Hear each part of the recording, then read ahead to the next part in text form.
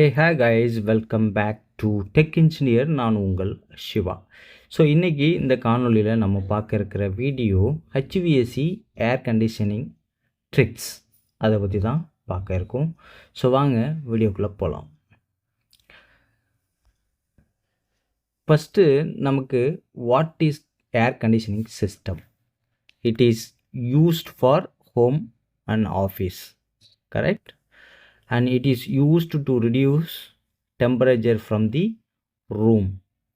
It is available in the single phase and 3 phase circuit. So already நம்ம எல்லாருக்குமே தெரியும், AC அப்படிங்கிறது பேசிக்காக எல்லாருமே வீட்டில் யூஸ் பண்ணுறது தான். ஸோ அதை வந்து ஈஸியாகவே ஐடென்டிஃபை பண்ணிக்கலாம். ஸோ இதில் நான் காமிச்சிருக்க பிக்சர் பார்த்தீங்க அப்படின்னா, this is outdoor unit, this is indoor unit. இப்போது இந்த அவுட்டோருக்கும் இன்டோருக்கும் கனெக்ட் பண்ணியிருக்கிறது பார்த்தீங்க அப்படின்னா, இது எல்லாமே கேஸ் இன்லெட் லைன். ஓகே, இது outlet line, power supply and drain line. இங்கே இந்த வழியாக தான் நான் தண்ணி வாட்டர் வந்துட்டு வெளில போகும். ஓகேவா? ஸோ இப்போது how to select perfect air conditioning system to find area in square feet. For example, இது ஒரு ரூம் இருக்குது. இந்த ரூமோடைய சைஸ் பார்த்தீங்க அப்படின்னா 12 ஃபீட், அப்புறம் ஒரு 15 ஃபீட். ஸோ இதுக்கு தான் வந்து நம்ம ஒரு ஏர் கண்டிஷனிங் சிஸ்டம் வந்துட்டு செலக்ட் பண்ண போகிறோம் அப்படின்னு வச்சுக்கோங்க. அப்போது நமக்கு என்ன தெரியணும்? To find area in square feet எவ்வளோ அப்படிங்கிறது தெரியணும். அதே மாதிரி ஸ்டாண்டர்ட் PTU வேல்யூ அப்படிங்கிறது எவ்வளோங்கிறது தெரியணும். டு ஃபைண்ட் கூலிங் கெப்பாசிட்டி எவ்வளோ அப்படிங்கிறது தெரியணும். ஃபைனலாக PTU டு டன்னேஜ் கன்வெர்ட் பண்ணி எவ்வளோ டன்னேஜ் வந்து நமக்கு தேவை அப்படிங்கிறது தெரியும். ஸோ இப்போது இதை எப்படி செலக்ட் பண்ணுறது அப்படின்னு பார்த்துக்கலாம். How to select perfect air conditioning system. For example, already நம்ம என்ன பண்ணியிருக்கோம், ஒரு ரூமோட சைஸ் போட்டிருந்தோம். என்ன ரூமோட சைஸ் என்ன? 12 ஃபீட்டுக்கு 15 ஃபீட். சரியா? இப்போது ஃபஸ்ட்டு கண்டுபிடிக்க போகிறோம் டோட்டல் ஸ்கொயர் ஃபீட். இப்போ டோட்டல் ஸ்கொயர் ஃபீட்டு என்ன? 12 × 15 போட்டால் நமக்கு என்ன கிடைக்குது? 180 ஸ்கொயர் ஃபீட். ஸோ ஃபஸ்ட்டு ஒன்று கண்டுபிடிச்சிட்டோம்.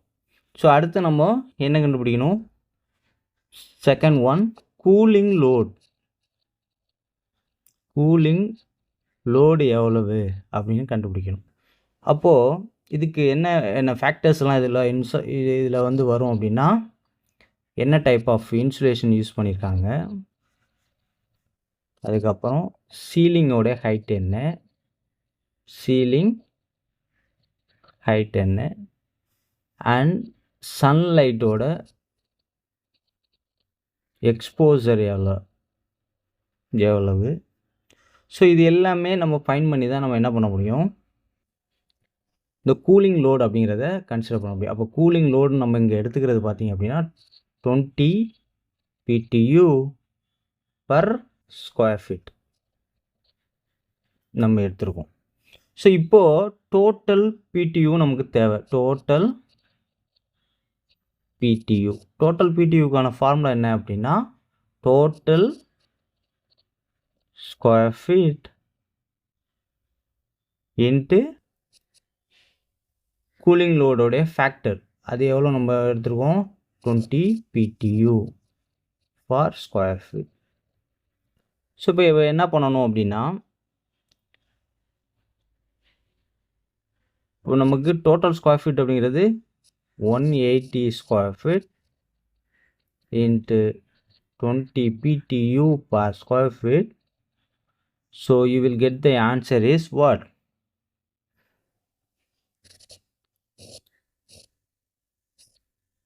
3600 PTUs. ஸோ இப்போது தேர்ட் ஸ்டெப் கண்டுபிடிக்கணும்.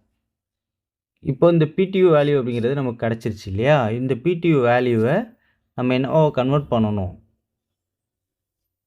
டன்னேஜை கன்வெர்ட் பண்ணணும். அப்போது ரொக்கையர் டன்னேஜ் எவ்வளோ அப்படிங்கிறது பார்க்கணும். அப்போ ரொக்கேட் டன்னேஜுக்கு நம்ம எவ்வளோ அப்படின்னு பார்க்குறப்போ 3600 PTU divided by 12,000 PTU. இப்போ இதை நம்ம எடுத்துக்கிட்டோம் அப்படின்னா நமக்கு வர ஆன்சர் என்ன வருது? 0.3 டன் வருது. இப்போ இந்த 0.3ங்கிறது அவைலபிளில் இருக்கா மார்க்கெட்டில் அப்படின்னா இருக்காது. அப்போ வி கோ வித் 1 டன். ஓகேவா? ஸோ இப்படி தான் நம்ம வந்து கால்குலேட் பண்ணணும். இந்த 1 PTU 12,000ங்கிறது 1 டன் ஈக்குவல் டு 12,000 PTU. சரியா? அது நீங்கள் மறந்துடக்கூடாது, அதுக்காக சொல்கிறேன்.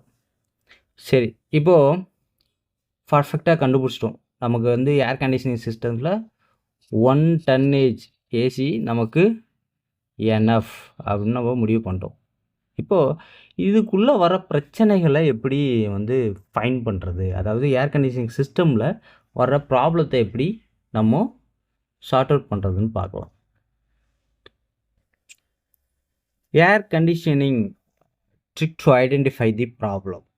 இப்போது பேசிக்காக என்னென்ன ப்ராப்ளம்ஸ்லாம் வந்து இந்த ஏர் கண்டிஷனிங் சிஸ்டமில் வருது அப்படின்னு சொல்லி பார்த்தோம் அப்படின்னா, ஓவர் கேஸ் சார்ஜ். இப்போ நீ ஓவராக கேஸ் சார்ஜ் பண்ணிட்டீங்க அப்படின்னா ப்ராப்ளம்.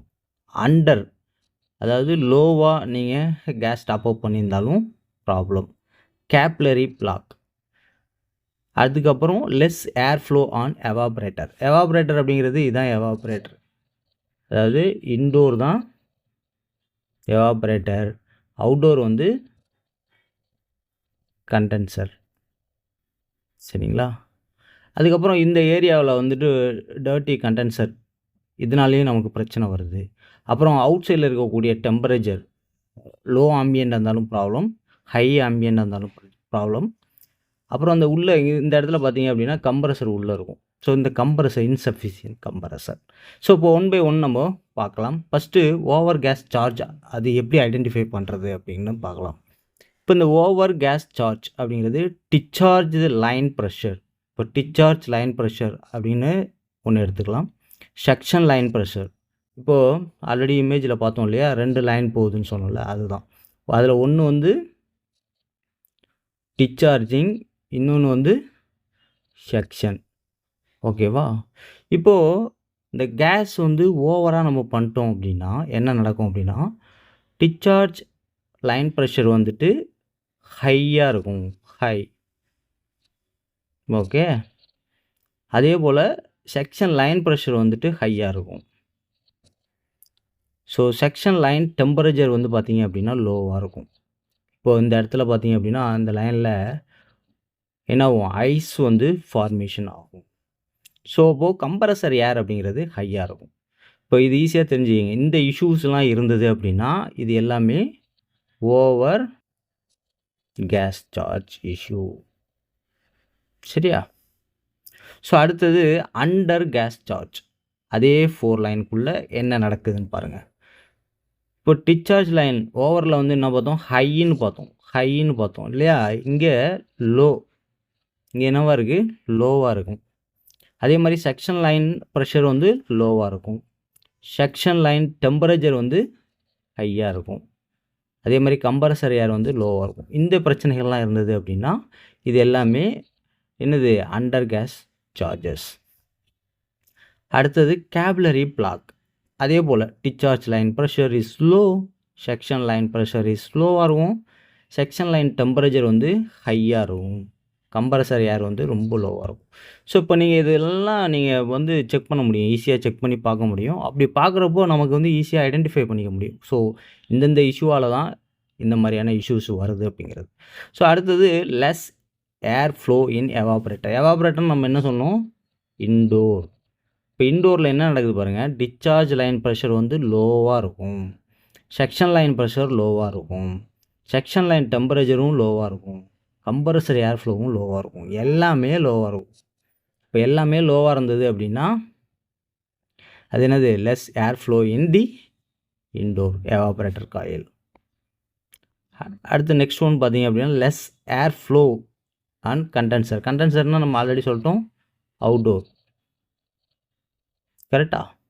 ஸோ இப்போ இதில் பார்த்தீங்க அப்படின்னா டிஸ்சார்ஜ் லைன் ப்ரெஷர் அப்படிங்கிறது ஹையாக இருக்கும், செக்ஷன் லைன் ப்ரெஷருங்கிறது ஹையாக இருக்கும், செக்ஷன் லைன் டெம்பரேச்சர் அப்படிங்கிறது ஹையாக இருக்கும், கம்ப்ரஸர் ஏர் அப்படிங்கிறது ஹையாக இருக்கும். இந்த ஃபார்மாலிட்டிஸ் ஆஃப் இஷ்யூஸ் எல்லாமே என்னவா இருக்குது? Less air flow on the outdoor. Okay. So இப்போ கண்டென்சர் அவுட்டோர் காயில் வந்துட்டு உங்களுக்கு ரொம்ப டர்ட்டியாக இருந்தது அப்படின்னா என்ன நடக்கும் அப்படின்னா, டிஸ்சார்ஜ் லைன் ப்ரெஷர் வந்து ஹை ஆயிரும், செக்ஷன் லைன் ப்ரெஷர் வந்து ஹை ஆயிரும், செக்ஷன் லைன் டெம்பரேச்சர் ஹை ஆயிரும், கம்ப்ரஸர் ஏர் வந்துட்டு ஹை ஆயிரும். தீஸ் ஆர் ஆல் கம்ப்ளைண்ட்ஸ் வந்தது அப்படின்னா இது வந்து டர்ட்டி கண்டென்சர். ஸோ நெக்ஸ்ட்டு இப்போது அவுட் சைடோடைய டெம்பரேச்சர் லோவாக இருந்தது அப்படின்னா என்ன நடக்கும் அப்படின்னு பார்த்தீங்க அப்படின்னா, டிஸ்சார்ஜ் லைன் ப்ரெஷர் லோவாக இருக்கும், செக்ஷன் லைன் ப்ரெஷர் லோவாக இருக்கும், செக்ஷன் லைன் டெம்பரேச்சர் லோவாக இருக்கும், கம்ப்ரஸர் ஏர் ஃப்ளோ லோவாக இருக்கும். தீஸ் இஷ்யூஸ் எல்லாமே என்னது? Low ambient temperature issues. So அதுக்கப்புறம் ஹை ஆம்பியன்ட் டெம்பரேச்சர். இப்போ அவுட் சைடில் இருக்கக்கூடிய டெம்பரேச்சர் வந்துட்டு ஹையாக இருக்குது அப்படின்னா உங்களுக்கு டிஸ்சார்ஜ் லைன் ப்ரெஷர் ஹை ஆயிரும், செக்ஷன் லைன் ப்ரெஷர் ஹை ஆயிரும், செக்ஷன் லைன் டெம்பரேச்சர் ஹை ஆயிரும், கம்ப்ரஸர் ஏர் வந்து ஹை ஆயிரும். ஸோ இப்போ இது எல்லாமே நடந்தது அப்படின்னா அதை நீங்கள் கன்சிடர் பண்ணிக்க வேண்டியது ஹை ஆம்பியன்ட் டெம்பரேச்சர்னால நம்மளுடைய ஏர் கண்டிஷனிங் சிஸ்டமில் ப்ராப்ளம் இருக்குது அப்படின்றத கண்டுபிடிச்சிக்கலாம். ஸோ இப்போது இன்சஃபிஷியன்ட் ஏர் ஃப்ளோ, அதாவது கம்ப்ரஸரில் வந்துட்டு ஏர் ஜென்ரேட் ஆகும். அதாவது என்ன பண்ணணும்னா அதில் போகக்கூடிய கேஸை வந்துட்டு கம்ப்ரஸ் பண்ணி அனுப்பணும். அப்போ கம்ப்ரஸ் பண்ணக்கூடியது வந்து இன்சஃபிஷியன்ட். அதாவது இங்கேருந்து இங்கே ட்ராவல் ஆகிறது சம் அமௌண்ட் ஆஃப் கேஸ் இங்கேருந்து இவ்வளோ ப்ரெஷரில் போகுது அப்படின்னா ஒரு 30 PSIன்னு வச்சுக்கோங்களேன். இப்போ இது போகாமல் 15 PSIயில் போகுது அப்படின்னா இது வந்து இன்சஃபிஷியன்ட் கம்ப்ரஸர் அப்படின்னு சொல்லுவாங்க. அப்போது டிஸ்சார்ஜ் லைன் ப்ரெஷர் அப்படிங்கிறது லோவாக இருக்கும், செக்ஷன் லைன் ப்ரெஷருங்கிறது ஹையாக இருக்கும், செக்ஷன் லைன் டெம்பரேச்சர் வந்து ஹையாக இருக்கும், கம்ப்ரஸர் ஏர் ஃப்ளோ அப்படிங்கிறது லோவாக இருக்கும். இது எல்லாமே என்ன இஷ்யூ? Insufficient compressor. சரி, இந்த காணொலி உங்களுக்கு பிடிச்சிருக்குன்னு நினைக்கிறேன். ஸோ தேங்க்ஸ் ஃபார் வாட்சிங் tech engineer. Bye. So we will meet another video.